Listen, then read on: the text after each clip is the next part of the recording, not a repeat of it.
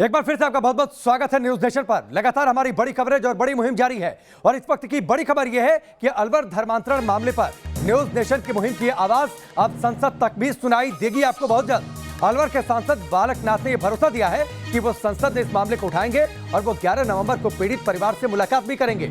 इस परिवार को भरोसा दिलाएंगे कि वो इस परिवार के साथ खड़े हैं, उनकी पार्टी इस परिवार के साथ खड़ी है, उनकी सरकार इस परिवार के साथ खड़ी है। वो संसद में इस पूरे धर्मांतरण जिहाद और लव जिहाद की बात को रखेंगे, सवाल उठाएंगे और ये मांग करेंगे कि सदन के अंदर एक कानून बने, इस पर समग्र चर्चा हो। ये इस वक्त की बड़ी खबर। लगातार हमारी नॉन स्टॉप कवरेज, हमारी बड़ी मुहिम लगातार जारी है। इसका समर्थन चारों ओर से मिल रहा है और अब इसको एक निर्णायक मोड़ तक पहुंचाने की भी पूरी तैयारी है। जमातियों ने जो पाप किया वो तो हम आपको बता चुके हैं, लेकिन इस साजिश की जड़ तक पहुंचने के लिए उन तक भी पहुंचना जरूरी है जो इन जमातियों के गुनाहों में इनकी मदद करते हैं। क्योंकि हमारी पड़ताल में खुलासा हुआ कि भले ही आम इंसान पासपोर्ट जैसे दस्तावेज बनवाने के लिए लाइन में लगता हो, लेकिन जमातियों का कोई काम रुकता नहीं है। तो आइए अब न्यूज नेशन के कुछ संगीन सवालों का रुख करते हैं जिनके जवाब हासिल किए बगैर धर्मांतरण की साजिश को रोक पाना नामुमकिन है।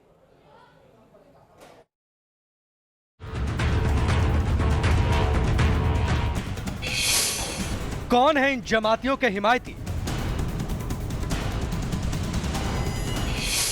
कौन है वो जो इनके पासपोर्ट बनवाते हैं?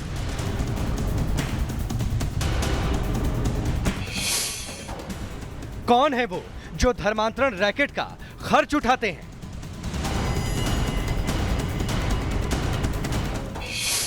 कौन है वो जो इन्हें विदेश यात्रा करवाते हैं?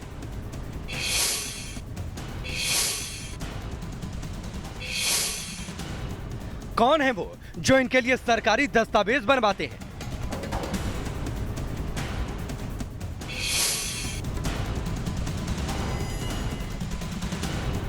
धर्मांतरण जिहाद की पड़ताल में न्यूज नेशन जितना आगे बढ़ रहा है, यह साजिश उतनी ही गहरी दिखाई दे रही है।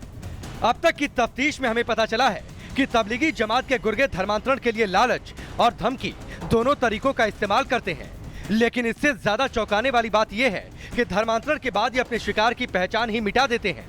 उसका आधार कार्ड, उसका पासपोर्ट, सब कुछ नया बना दिया जाता है।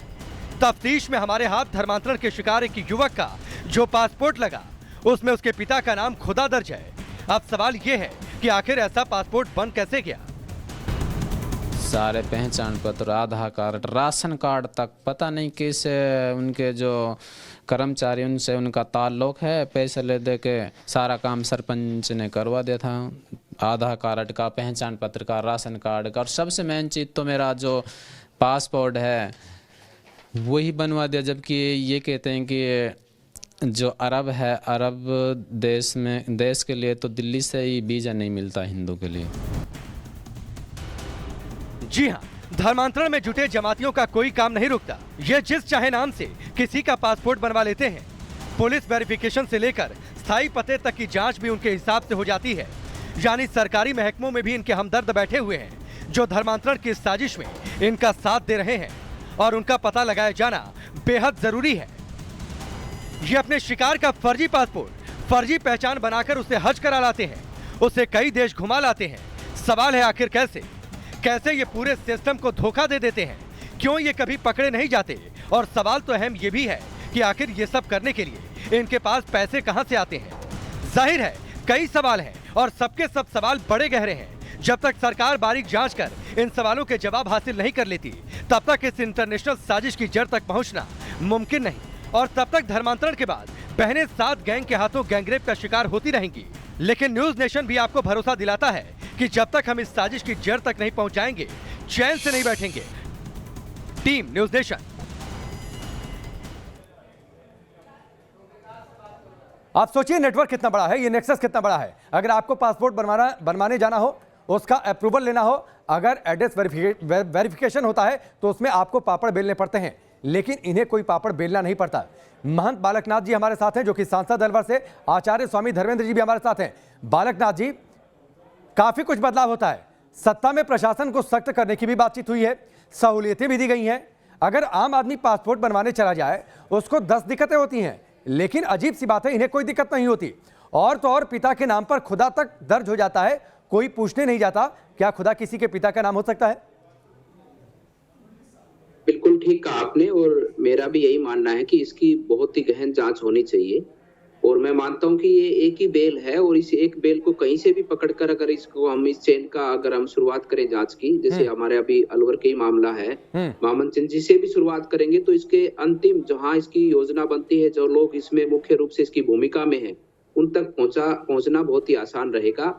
और इसकी मैं तो कहता हूं कि सीबीआई तक जांच हो, ताकि इस मामले का पूरा पर्दाफाश हो कि कैसे कैसे नेटवर्क चलता है, किस प्रकार से ये लोग धर्म परिवर्तन करवाने के काम से ये लोग यहाँ पर आते हैं, या यहाँ पर रहने वाले लोग जो हमारे भाई बंधु हैं, जो हमारे देश में रहते हैं, हमारे देश का खाते हैं, वो लोग किस प्रकार से इस काम को अंजाम तक पहुंचाते हैं। इसको तो आप बालकनाथ जी ये भी मांग करते हैं कि ये जो धर्मांतरण जिहाद, लव जिहाद चल रहा है, इस पूरे मामले की सीबीआई इंक्वायरी होनी चाहिए?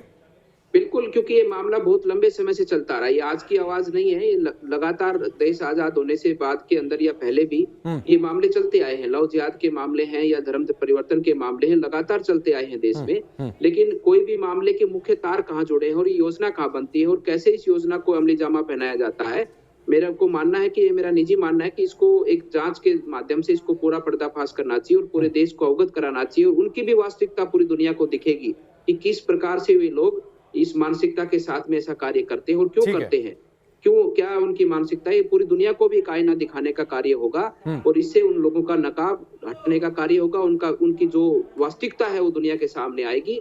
और जिस प्रकार से जो धर्म के ठेकेदार कुछ लोग कहते हैं कि सांप्रदायिकता की बात करते हैं, जो सभी में मतलब कॉमन रहने की बात करते हैं, कि वो सभी धर्मों में एक रहने की बात करते हैं, उन लोगों को भी पता लगेगा कि किस प्रकार से जो भारतीय जनता पार्टी या हमारे देश के लोग, अनेकों संत पुरुष महापुरुष, ये लोग बात बार बार कहते हैं कि एक व्यक्ति विशेष के लोग, एक संप्रदाय विशेष के लोग ऐसे कार्य को करते हैं, और वो बार बार उस संप्रदाय के लोग आकर अपनी सफाई देते, तो उनको भी आईना दिखाने का कार्य मिलेगा।